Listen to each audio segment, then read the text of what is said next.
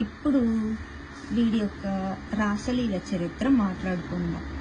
ఇందాక minor kid అన్నాను, వీడే చెప్పుకున్నాడు. వీడేంటంటే నేను శుద్ధ పూసని, సుప్పిని, శుద్ధ పూసని, నా బొందని, నా దోషాన్ని అనుకుంటాడు.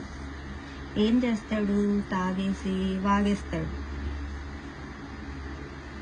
అర్థమైందా?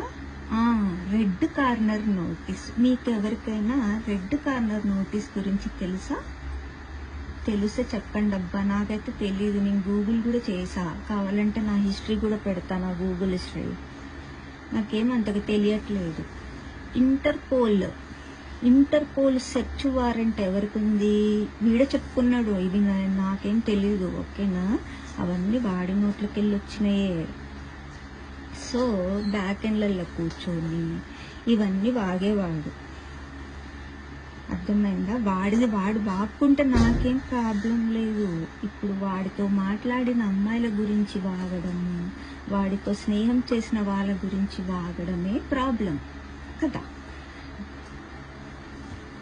ఇవన్నీ ఇంకా ఈ రాసలీలలు యూట్యూబ్లో ఎలా సాగినాయో కూడా చెప్తా నెక్స్ట్ దాంట్లో చెప్తా. Because I need to go. Bye bye.